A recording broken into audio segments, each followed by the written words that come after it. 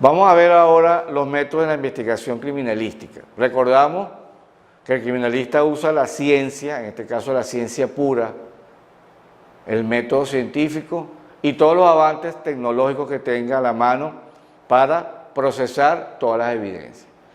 La investigación criminalística se basa en dos métodos fundamentales. Uno es el método general científico, al que todos conocemos, usado por toda la ciencia o aquellas personas que practiquen la ciencia, es decir, los científicos, y consta de los 5 pasos como es la observación, el planteamiento del problema, la experimentación, la hipótesis, la verificación, el análisis y por último las conclusiones o leyes. La criminalística posee sus métodos generales en la primera fase del método general científico, pero además tiene 3 métodos adicionales que son los que vamos a desarrollar específicamente en la clase de hoy. El primer método es un método de orientación o presuntivo. Es un procedimiento técnico-científico que aplicado a la evidencia física o material relacionada con el suceso o con los hechos, nos proporciona una guía, es decir, nos orienta. Por eso es que hablamos de método de orientación. Y este método permite,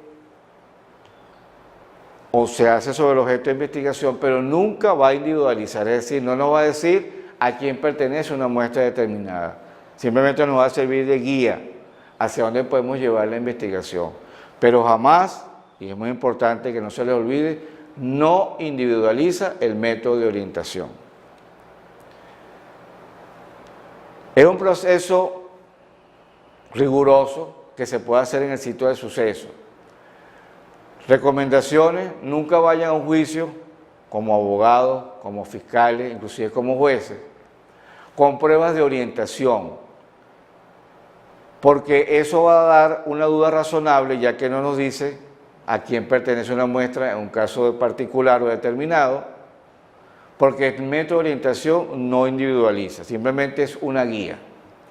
El segundo método que utiliza la criminalística es el método de probabilidad.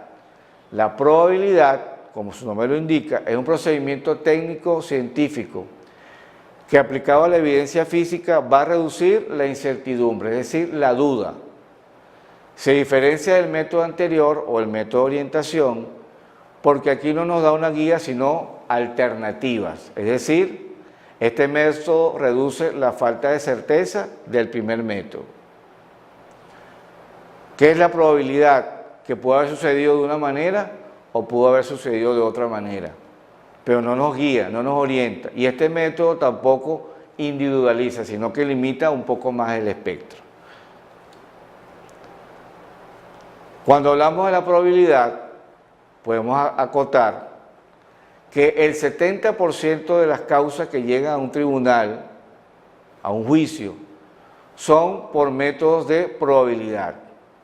Repito, el método de probabilidad no nos da certeza, sino que nos aclara ciertas dudas y nos permite determinar que algo sucedió de una manera o sucedió de otra manera.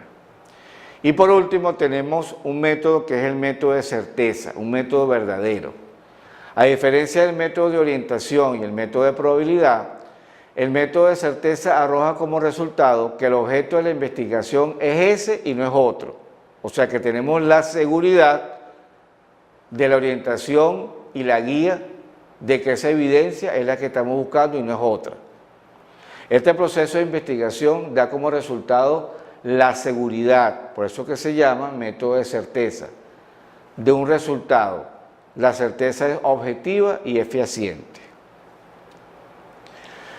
Los 3 métodos anteriormente descritos son procedimientos técnicos científicos que aplican conocimiento y saber, es decir, ciencia. En el curso de cualquier investigación científica le explicarán que la ciencia es el conocimiento, es el saber, que la aplicación de ese conocimiento, de ese saber, utilizando todos los recursos de la tecnología. Estos 3 métodos se aplican en forma metodológica para adquirir los conocimientos. De estos 3 métodos, orientación, probabilidad y certeza, los de orientación y probabilidad no individualizan, repito, es decir, no dicen a quién pertenece una evidencia o una muestra en un caso particular. Simplemente nos dicen en la orientación una guía y la probabilidad cómo pudo haber ocurrido algo, de alguna manera o de otra manera. Pero el método de certeza, que es fehaciente, que es seguro, sí lo hace. Es decir, identifica de manera plena el objeto al cual se le aplica este método.